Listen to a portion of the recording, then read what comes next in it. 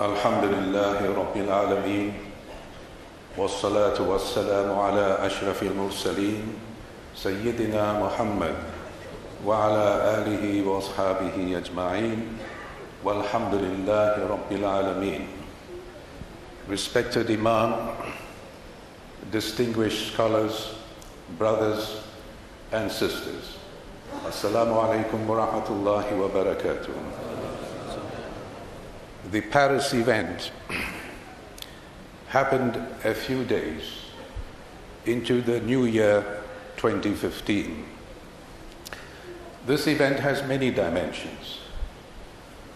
Dealing with the first dimension, it happened against a background of at least 8 globally acknowledged, undisputed, objective facts. The first is because of specific American and European policies towards Arabs and Muslims, largely ill-conceived and racist. A serious rift between the United States, its allies, and the Islamic world exists.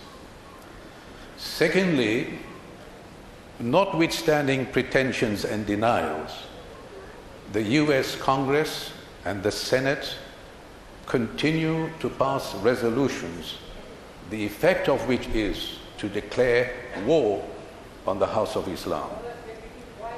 Thirdly, the US and the Europeans give unwavering support to the continued illegal Zionist occupation of Palestinian lands.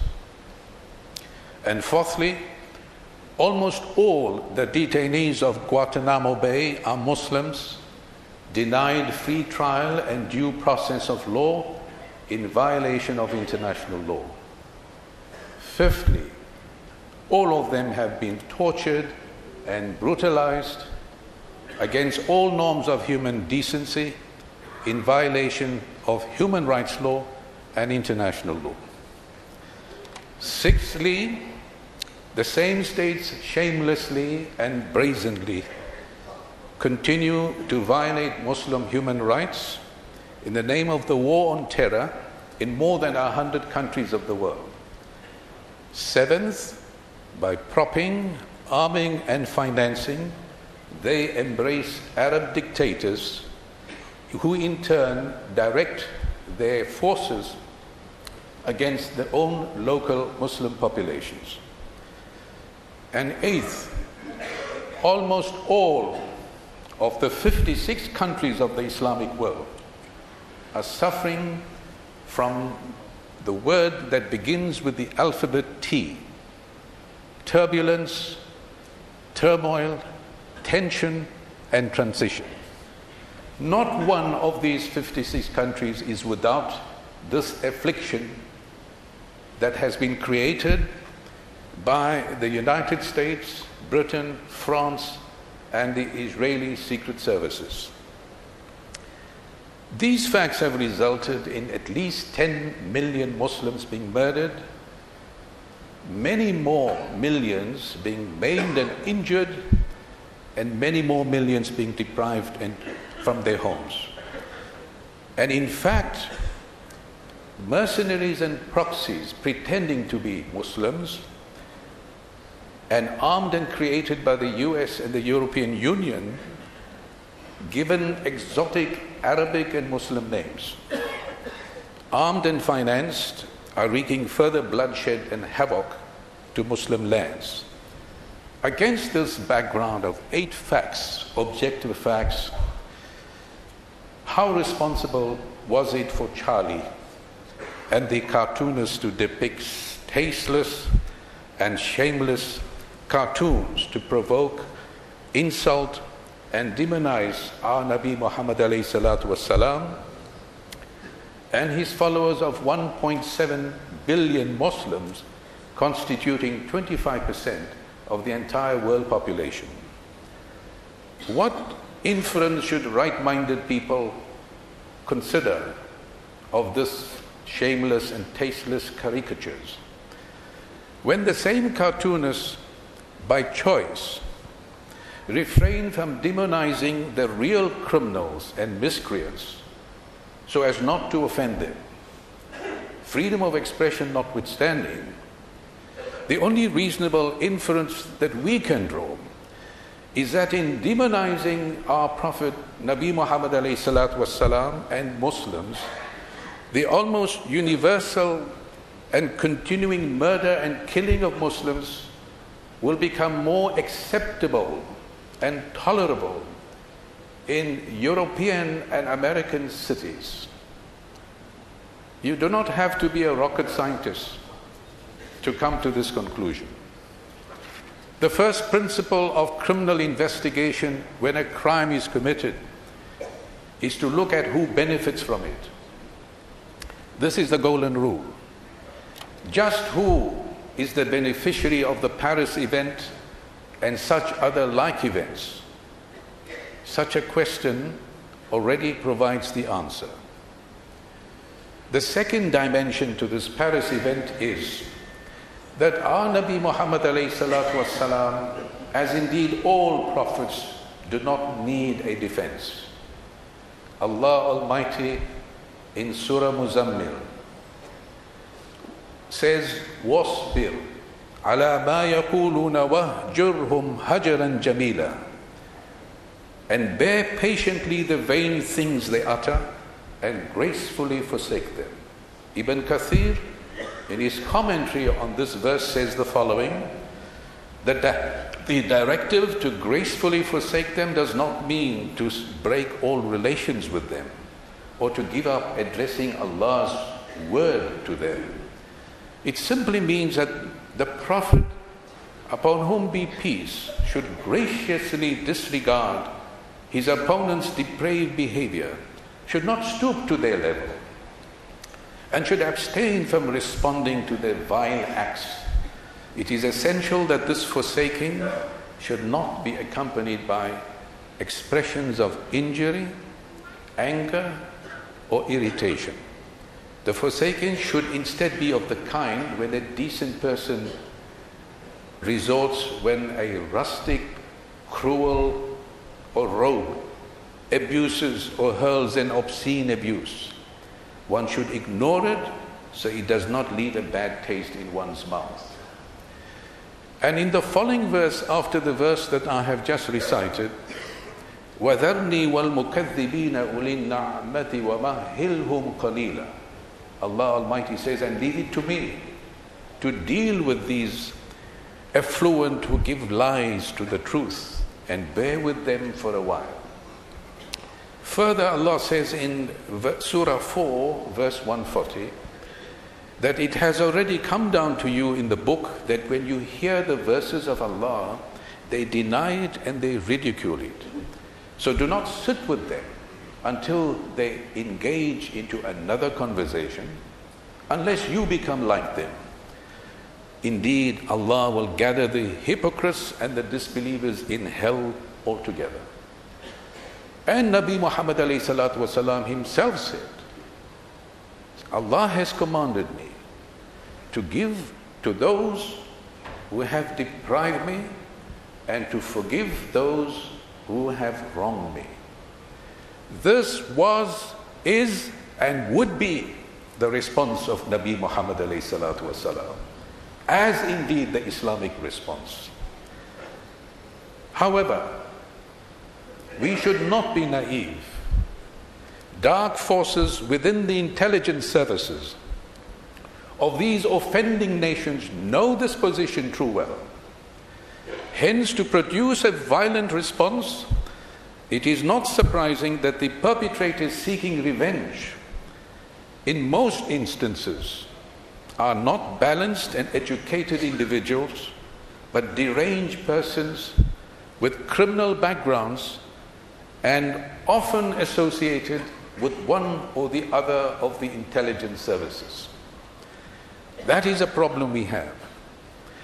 And furthermore, division and discord within the house of Islam racked by corrupt rulers, supported by these same powers, and clerically driven, self-inflicted madhabi culture renders such events, and indeed false flags, easily executable. Therein lies the second difficulty. I would like to touch the third dimension to these contrived conflicts, that Islam as an innocent third party has been targeted as the new enemy and threat to the continuing domination of the West in the aftermath of the collapse of the communist system, and now inevitably the collapse of the capitalist system. And hence Islam is used as a convenient bogey for the Western military-industrial complex and Zionist agenda to continue the illegal expansion, occupation and annexation of Palestinian lands. The knee-jerk reaction, the populist statements, "I am Charlie," the contrived statements of the self-righteous indignation by politicians, the rallying cries to protect freedom of expression, expressions of solidarity and such like, are really reactions to divert, cover and to deny a massive injustice committed against the Palestinians before the entire world, as well as Muslim nations that support Palestine for their freedom and self-determination. There is beyond all shadow of doubt a nexus between the Charlie episodes contrived and the historic injustice to the Palestinians. The need to restore justice to the Palestinians is at the core of the political and military conflict between the Zionists supporting Western powers and Muslim countries. Make no mistake about that. To contrive and to provoke an otherwise justiciable conflict into a civilizational one only serves the interests of a criminal occupying power. This is clear as daylight. It is in the interest of global peace and security that this must not be allowed to happen. If culture teaches us how to think, civilization teaches us how to live. The societies of these Western powers, with their values and culture, have as much a reason to reflect on their own behavior and actions as indeed the societies of Muslim lands. To elevate bigotry, disrespect, abuse, mockery and insult as virtues worthy of civic society under the guise of freedom of expression is to turn the moral order of a global, multicultural, multiracial, multi-religious society on top of its head, turning it virtually upside down. It is in fact arrogance, vanity and racism of the highest order. Those who choose this path only reflect a lack of their own self-esteem and human dignity. A human being is the mirror of another human being. When he fails to see dignity in a human being, that's because he fails to see it in himself. I turn now to the fourth dimension of this conflict. We in South Africa, all of us, of all religious and cultural persuasions, have much to contribute to the alleviation of this global, dangerous phenomenon. We are in a globalized, interconnected world. We are as much a part of its triumphs as well as its tragedies. We may be politically and economically small, but morally as large as life can be. From extreme intolerance, we migrated to a morally underpinned and constitutionally entrenched tolerance that is globally admired. We need to ask ourselves here in Jummah, how did we get there? Before we deal with this, let us pause and see the seerah of Nabi Muhammad alayhi salatu wasalam and examine how he dealt with this situation. He said on diverse occasions that the teachings of all the prophets and of all the scriptures of all the religions, from Adam alayhi salam to the revelation of the Quran and to him as Khatam al-Nabiyyin, as the final prophet, can be summarized in two phrases: love for Allah and compassion for his creation. It was this compassion that enabled him to endure with patience and quiet dignity hardship and oppression by the likes of the Chalo headbows of his time, persistent abuse, mockery, insults, even provocations to induce physical attacks against his life and person. He never retaliated, but gave to those who deprived him, and he forgave those who wronged him. In all the 13 long years he suffered in Makkah, the followers were only some 73 or 74. The Ansaris from Medina who pledged allegiance to him were only some 300. Upon the migration to Medina, the Muslims constituted only 373 in a city of 10,000 who were not Muslims. It was compassion and concern for his fellow human beings, regardless of race, tribe, or religion, that he practiced an inclusive approach to forge a nation. In his inclusiveness, he was obedient to Allah's command. Inna awhayna ilayka kama awhayna ila Nuh wa nabiyyina min ba'di wa awhayna ila Ibrahim wa Ismail wa Ishaq wa Yaqub wa al-Asbat wa Isa wa Ayyub wa Yunus wa Harun wa Sulaiman wa atayna Dawud zabura. O Muhammad, we have revealed to you as we have revealed to Nuh and the prophets after him. And we revealed to Abraham, to Ismail, to Ishaq, to Yaqub and the offsprings of Yaqub, to Jesus and Job and Jonah and Aaron and Solomon, and we gave to David the Psalms.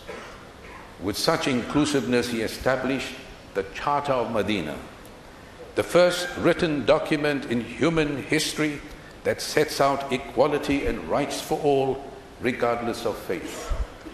All scholars, Muslims and non-Muslims, accept the authenticity of the Charter of Medina, and in this is a very clear paragraph, clause 2, clause 6, sub-clause 2, where Nabi Muhammad ﷺ writes, the Jews of the Banu Auf are one community with the believers.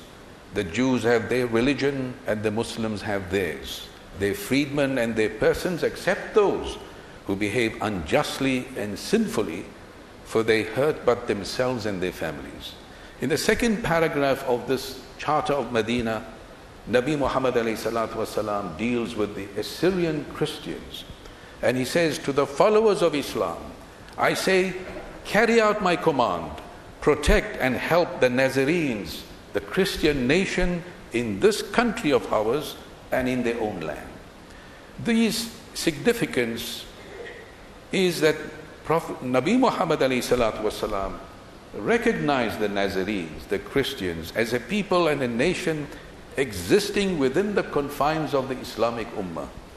Rather than to homogenize the Islamic world and making all of them Arabic speaking, Nabi Muhammad ﷺ recognized that there were nations and peoples within the Muslim Ummah, and such a concept never materialized in the Western world until the end of the 20th century, when Canada recognized that Quebec was a nation within the country of Canada.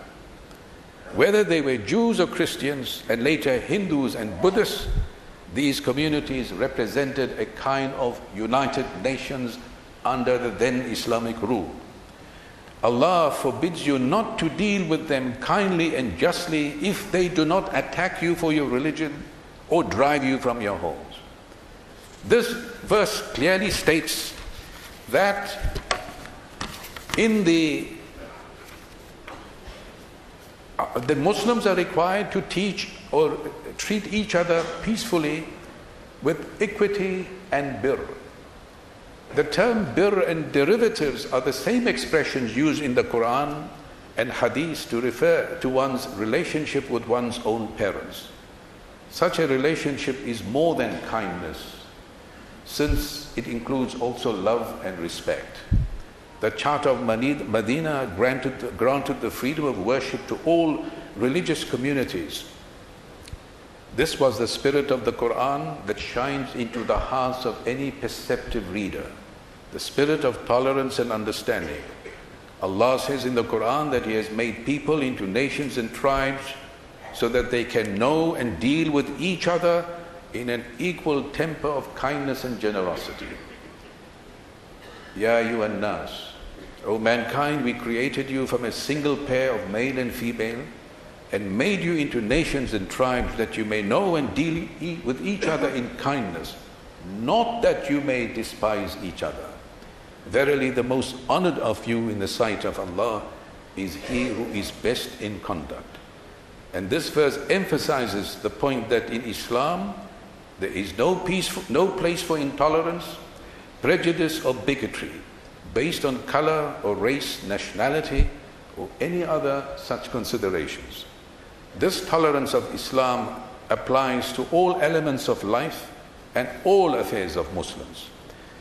If we Muslims are prohibited then from commands of Allah Almighty for belittling the Ahlul Kitab or the Christians and in any way destroying their property, what are we then to make of these so-called Islamists who destroy not only their material belongings but their lives as well? Who are these people? How is it that they spring up from nowhere with links to intelligence services? Many thinkers and scholars have been pondering on this point, and almost all of them have come to the same conclusion. They are in most instances conscious or unconscious agents of the enemies, not only of Islam but of religion as a whole. If the imperialists use Muslim extremists or fake personalities for their own ends during the colonialist period, and spreading Puritanism and concocting Arab nationalism in order to undermine the Ottoman Empire, it is inconceivable that present-day neo-imperialists of the 20th and 21st century are not doing the same. Again, I say to you, brothers, with the minimum amount of intelligence, it's common sense that mischief-making is embedded in this shaitani's intelligence services for the last 100 years. While most of the rank and file are unaware of the reality, many, if not most, of the world's militant fake Muslim movements were created and remain under the control of US, British, French, and Zionist secret services. Considering that the continued conflict between Christians and Muslims across the world has been artificially ignited by the forces of imperialism, especially in Africa, Middle East, and Asia, it is important that we do not revert, or that we do revert to this priceless historical document, the Charter of Medina, through which we witness the primordial relationship between Muslims and Christians or Ahlul Kitab. This document can serve as a source of inspiration for the establishment of global harmony between the three Abrahamic religions, Judaism, Christianity, and Islam. I would like then to turn to the fifth dimension shortly to this event, that although some heads of states with some war criminals amongst them that walked hand in hand in Paris with many thousands of French citizens standing in solidarity with Charlie, they failed to realize that Europe's highest human rights tribunal, the European Court for Human Rights, had already passed several judgments since 1994, restricting the freedom of expression, where such expression diminishes human dignity and provokes a foreseeable public reaction impacting on public order. France is a member of the European Union, and a signatory to its protocols. It is strange that for its white citizens, they are free to mock and ridicule the beliefs of their darkest citizens, but for the darkest citizens, they are not allowed to feel offended, for that would be terrorism. There has to be a paradigm shift in the minds of these people in as much as our own collective response, for no nation can claim a monopoly of morality.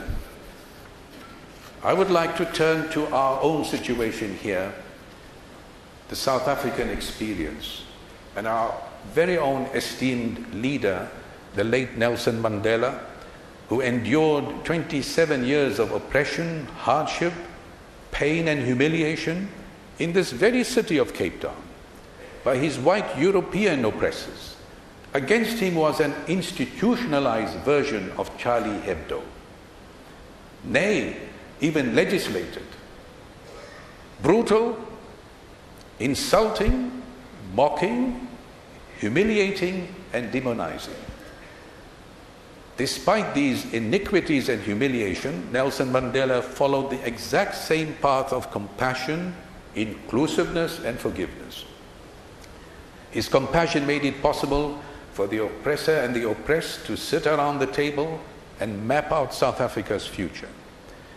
His conduct of inclusiveness, the basis of the Freedom Charter, that South Africa belongs to all that live in it, became the bedrock of our constitution.